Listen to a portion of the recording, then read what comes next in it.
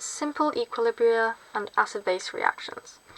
So this topic has quite a lot to do with reversible reactions.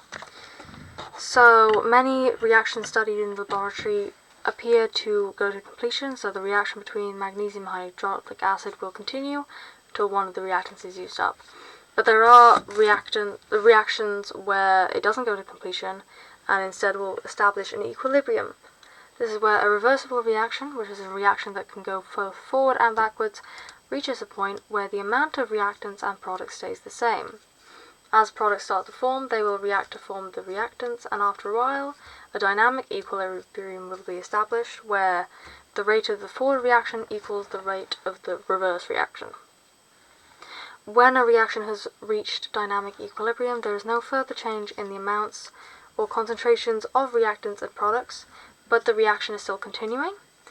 An equilibrium that involves gas will need to be established in a closed system, so where no substances are added to the system or lost from it, although energy can, however, be transferred in or out at will.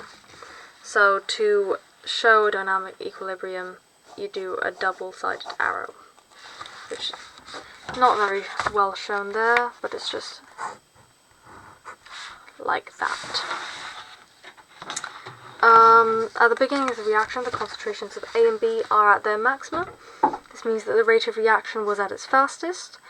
As A and B react, their concentrations decrease, therefore the rate of the forward reaction decreases as fewer successful collisions between A and B take place. In the beginning, C and D are not present, so there's no reaction taking place between them. However, as time increases, the concentrations of C and D in the mixture increase, and they're more likely to collide and react. And with time, the rate of reaction between C and D increase, and eventually, the rates of the two reactions become equal. A and B will be converted back into C and D at the exact same rate as C and D converting back into A and B. At this point, there will not be any further change in the amounts of A, B, C, and D in the mixture. As fast as something is being removed, it's being replaced again by the reverse reaction, so that is called dynamic equilibrium. It's important to note that in reversible reaction equilibrium, it can also be reached if you begin with the products, like, say, if you had C and D, you can reach an equilibrium with that as well. They just revert back into A and B, and then the concentration of A and B increases until it's at equilibrium. So there are some examples of reversible reactions, like the Haber process, and that's during the Haber process, ammonia is made, which is used in the manufacture of fertilizers, nitric acid, nylons, explosives, cleaning agents, and hairdressing. I found it quite funny that it's used in hairdressing and explosives. It's quite amusing to me. You also get nitrogen gas, which is obtained from the fractional distillation of liquid air, and hydrogen from the burning of natural gas methane in steam. So, yeah, the gases are reacted in the correct ratio according to the equation here. The movement of the Haber process towards equilibrium can be plotted like this. So over time, the ammonia increases, nitrogen increases, and hydrogen increases more. So basically, at the beginning, you have 4 moles per decimeter cubed of nitrogen, 4 moles per decimeter cubed of hydrogen, and no moles of ammonia. And once equilibrium is established, you'll have 3 moles of nitrogen, 1 mole of hydrogen, and 2 moles of ammonia, which you can see here in the graph. So, yeah, as the reaction proceeds, 1 mole of nitrogen and 3 moles of hydrogen is reacted, 2 moles of ammonia are produced. The lines become level when dynamic equilibrium has been established. Another example of dynamic equilibrium is the contact process, which, that's an example of the reversible reaction. Sulfuric acid is made, which is an important chemical in the manufacture of paints, detergents, fertilizers, and car batteries. And the raw materials used are sulfur, air, and water. And there's just a little equation here for it. Stage 2 involves an equilibrium setting up. So you need to know about Le Chatelier's principle, introducing the effect of changes in temperature, concentration, and pressure on a chemical system in equilibria. So changing conditions of a chemical equilibrium will affect the position of equilibrium. Position of equilibrium tells us whether there are more reactants or more products in the reaction. Reaction mixture once it's established equilibrium. So the idea is to get as high as a yield of products as possible, but with reversible reactions it's not always very straightforward. So if the position of the equilibrium lies in the middle, then the equilibrium mixture will be made of equal amounts of reactants and products. You can alter the conditions in order to move the position of equilibrium. So if the forward reaction is going faster than the backwards, then the new position of equilibrium lies to the right, and they have a higher yield of products. Can't speak sometimes. Sometimes the opposite can happen, and the reverse reaction may go faster than the forwards reaction, so the yield of product decreases. So then the position of equilibrium lies to the left, and there's a lower yield of products. The yield of product is very important in terms of industrial processes, as the more products you make, the more you can sell. Therefore, the reaction conditions in an equilibrium process are very important. So, Le Chatelier's principle states that if a chemical system at equilibrium undergoes changes to the conditions under which it has been established, then the chemical system responds by minimizing the effect of those changes. It wants to keep things the same as they were before. So if you change the temperature, it will try and reduce that change. In the case of exothermic reactions being the forward reaction, if the temperature is increased, they will not want to be doing the forward reaction, as that thus increases the temperature of their surroundings further, so instead they favor the reverse reaction, which would be endothermic. So the equilibrium would shift to the left. And the opposite happens to endothermic systems. If it's endothermic and you increase the temperature, then it would favor the forward reaction, which is endothermic, because then it would decrease the temperature of its surroundings. Changes in pressure. If pressure is increased, then it will favor whichever side of the reaction has the fewer number of gaseous molecules. So in this equation, it's 4 moles of gas on the left and 2 moles of gas on the right. If you increase the pressure, it's going to want 2 moles of gas instead, so it'll shift to the right and favor the forward reaction, which increases the yield of the products. And if it's decreased, the opposite happens. It favors the side with more moles of gas, so in this case it would be shifting to the left. Although, then if the number of moles of gas on each side is the same, then the change in pressure won't affect the position on equilibrium. There's also changes in concentration. Say if the concentration of nitrogen is increased, then the system will try and counter that by removing the extra nitrogen that's been added. So the system does that by reacting it with hydrogen, producing more ammonia as a result, which is here. More nitrogen. It wants to get rid of the added nitrogen, so it produces more ammonia instead. So it shifts to the right and favors the forward reaction, so you have more products. The addition of a catalyst doesn't affect which side of the equilibrium is favoured. All it does is it just alters the rate of both the forward and reverse reactions. So both reactions will be moving faster, but it doesn't affect the position of equilibrium. It just allows the reaction to reach equilibrium at a faster pace. It doesn't do anything to yield the product, unfortunately. Equilibrium constant.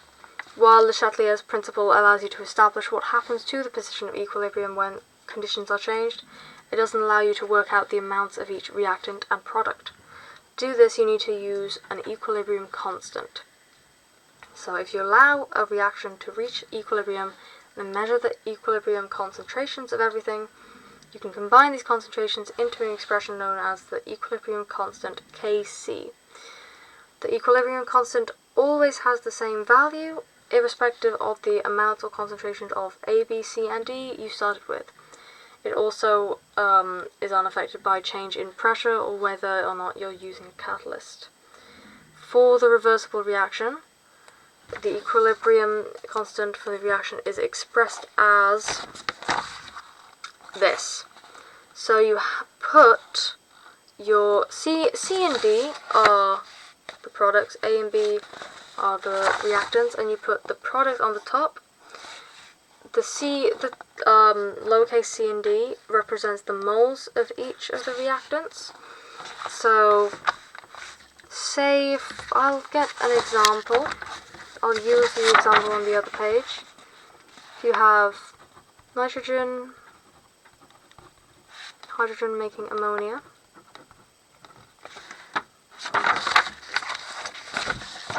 with this reaction, what you do, you'd put your products on the top, so the square brackets represent concentration, so NH3, and then you'd put this mold number and you'd put it on the outside as the power, and then you'd, on the bottom of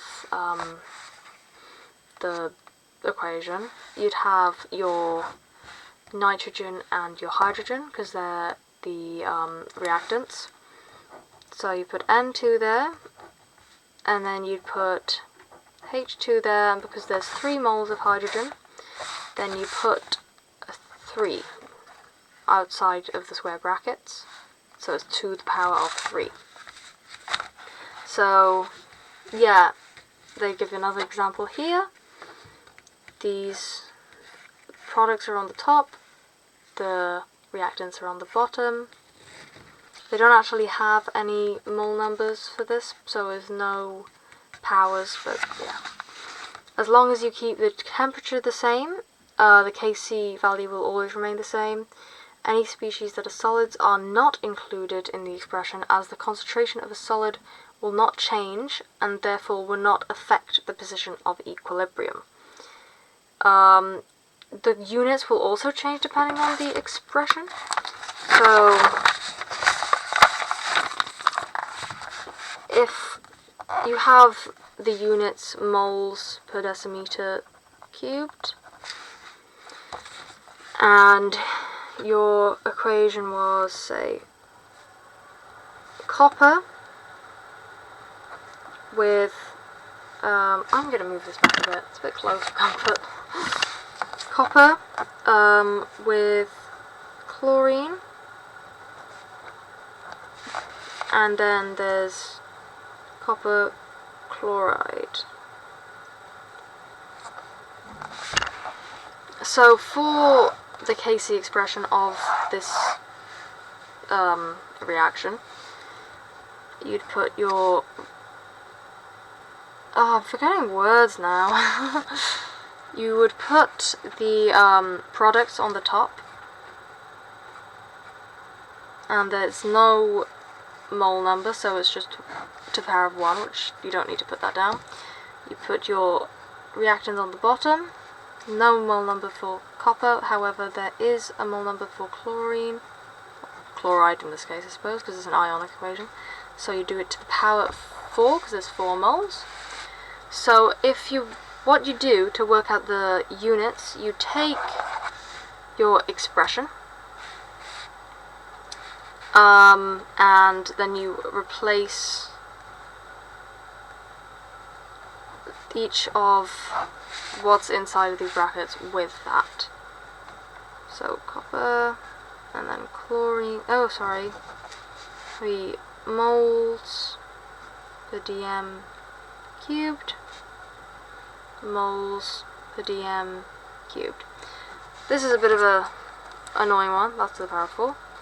So I'm going to need another page to figure this out, because I've given myself a difficult one to figure out, really. So you can represent the Kc expression with m. So you would also be able to, because there's, in this case, there's 5 moles on the bottom, 1 mole on the top. You can represent it as m. 1, 2, 3, 4, 5, and you can cancel out that one, so it's just 1 over m. Well, I can just do m to the power of 4. So if you were to use the units, then it would be 1 over moles per dm cubed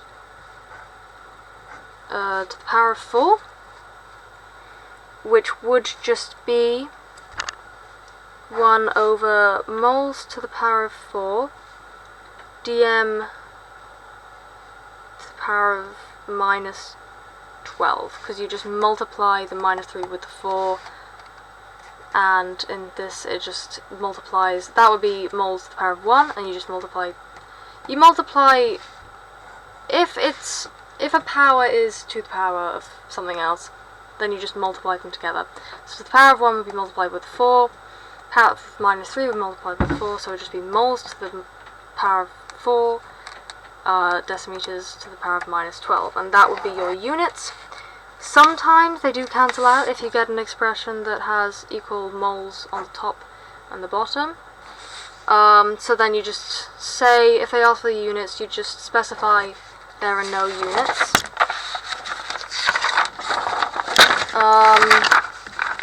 Right, on temperature change on the equilibrium constant Kc for exothermic and endothermic reactions. So the only thing that changes the value of equilibrium constant is the change of temperature. So this is just, well, it's just giving different examples, isn't it? It's basically just showing a reaction between hydrogen and iodine to produce hydrogen iodide at 731 Kelvin.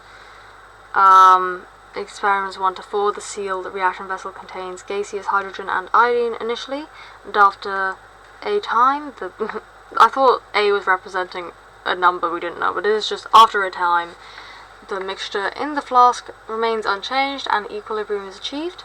In experiments 1 to 5 and 6, in experiments 5 and 6, the equilibrium is approached from the opposite direction. From the equilibrium concentrations, it was found that Kc was this. Note that the value of Kc here has no units, but was relatively constant in all 6 experiments as they had been carried out at the same temperature, 731 Kelvin. So you need to ensure that the equilibrium concentrations are used in the Kc expression and not the initial concentrations. Yeah. Temperature does affect the value of Kc. So, in the case of hydrogen reaction with iodine, it's an exothermic reaction. If you increase the temperature, it's going to want to reduce that change, so it wouldn't want to be producing any more heat, so it would favour the reverse endothermic reaction instead. So that means it shifts to the left instead of the right, because it's favouring the endothermic reaction as temperature is increased.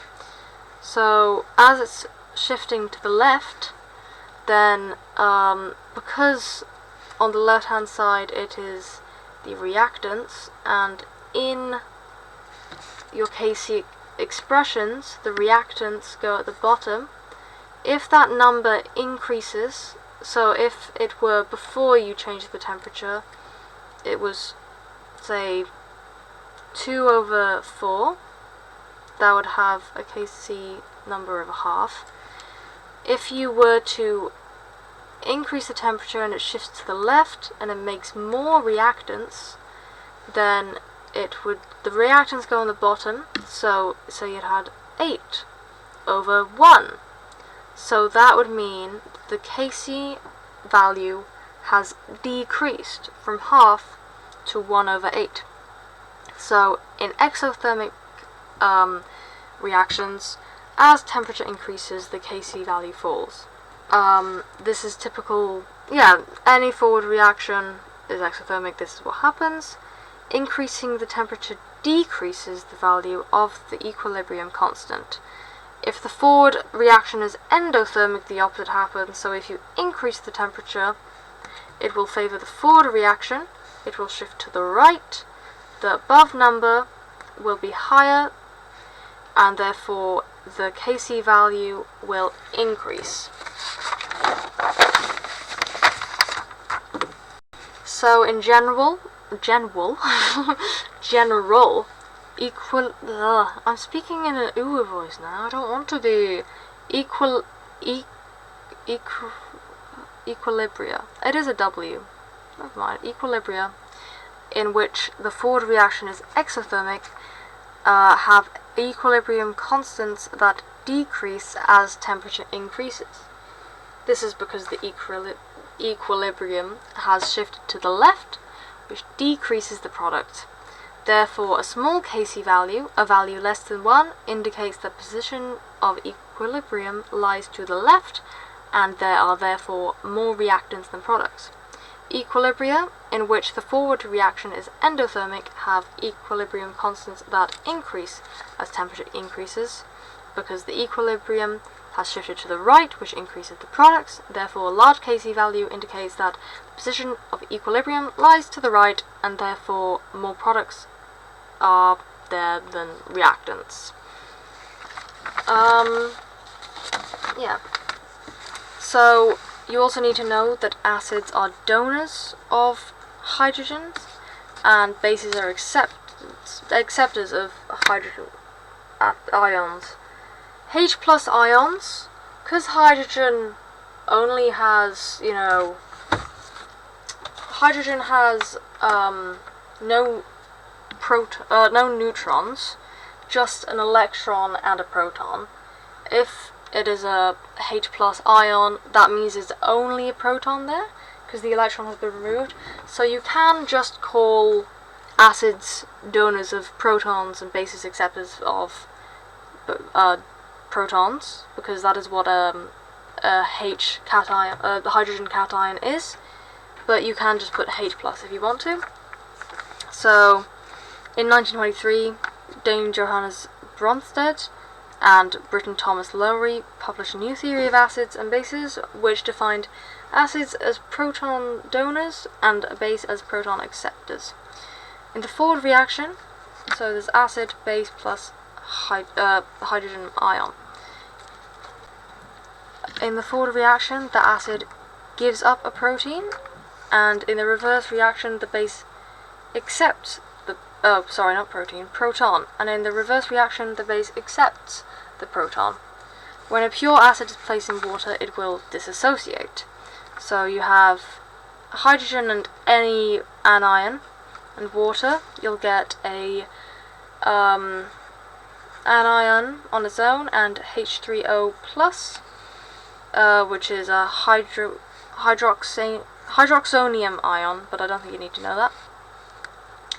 Same with this one, you get, strong acids versus weak acids in terms of relative dissociation. Strong acids relatively donate a proton and fully dissociate in solutions, so examples of those would be hydrochloric acid and sulfuric acid. Weak acids don't readily donate protons and only partially disassociates in solution. It wants to stay together, it doesn't really want to dissociate so much. So in an equilibrium reaction, then the equilibrium would lie to the left. A strong base readily accepts a proton, like OH minus in sodium hydroxide, and a weak base will not readily accept a proton, like NH3. And then again, the equilibrium lies to the left. A weak acid is not the same as a dilute acid. A weak acid describes an acid that does not readily donate a proton in solution. A a dilute acid is when there's a lot of water present in the solution and the concentration of the acid is low. You need to know about the relationship between pH and proton concentration. So the pH scale is used to identify the strength of an acid or alkali. pH runs from 0 to 14. A solution with a pH of 0 to 6 is acidic. A solution of pH of 8 to 14 is alkaline. And a neutral solution has a pH of 7. The concentrations of hydrogen ions is commonly expressed in terms of the pH scale. A low pH corresponds to high hydrogen ion concentrations and vice versa. So a high pH corresponds to a low hydrogen, low hydrogen ion concentration. A substance that when added to water increases the concentration of hydrogen ions is acidic, and a substance that reduces the concentration of hydrogen ions, which raises the pH, is called a base. Neutral solutions contains the same concentration of hydrogen ions as hydroxide ions, so it's equal. H plus concentration, which is in square brackets, equals OH minus in square brackets. If it's acidic, then there's more protons in the solution than hydroxide ions, and if it's basic, then there are more hydroxide ions than there are protons present in the solution.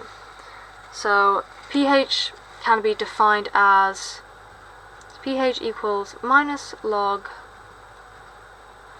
H plus, you can put aqueous there. You can also work out the concentration of hydrogen atoms. Doing H plus aqueous equals 10 minus pH. So, yeah, using a calculator you can calculate the pH values for different H plus concentrations. So for the pH you would use pH equals minus log 10 H plus. So if I get my calculator, I should be able to show you where log is. On mine, it's not the one I wanted. You just want the plain log. You don't want the one with these here. Oh wait, no, you do, never mind, I'm silly. You want the logarithms with the little squares next to them. They're here on this calculator. On my other calculator that I have, I believe they're in the same placement. Oh no, they're lower down, but it's just that button. Oh, it's really blurry. It just looks like that, and that one's filled in. That's the button you want to press. So pH equals minus log 10, and then the concentration of hydrogen atoms. So you have, in A, you have 0.18 moles per dm cubed of hydrochloric acid. So you would put in minus log 10, which is the same as just log actually. Log 10 is the same thing as if it just said log. So if you wanted to, you could just put minus log, and then number of H plus ions, so 0.18, and that should equal 0.74. If I show you with normal log, not with any of the fancy squares, you can just put in 0.18 and you still get 0.744, or 0.74 it's been asked for.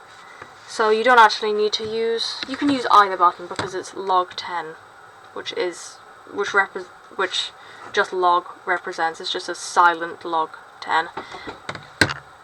To calculate the H plus, the amount of protons in the solution, you can use shift log minus pH value. So you press shift log, oh wait, what? One moment. I'm silly, I pressed the wrong button. It is just the plain log. It should give you a little symbol that looks like that. So that's why earlier it says 10 power of minus pH, because that is just shift log. It's just how you get it on your calculator. Press shift, press your plain log button, or whatever button has a little 10 with the square next to it, and then you put in the minus of your pH value. So in pH 2.5, that would have 3.16 times 10 to the minus 3 protons in it. I forgot to put times 10 to the minus 3, but yeah. So those are the things you need to remember. If they ask you for the definition of pH, you just write pH equals minus log H plus, and you can put aqueous there. So if you're figuring it out, you just do minus log H plus. If you want to figure out the amount of protons in the solution, you just do 10, and then what was it? pH, but minus pH.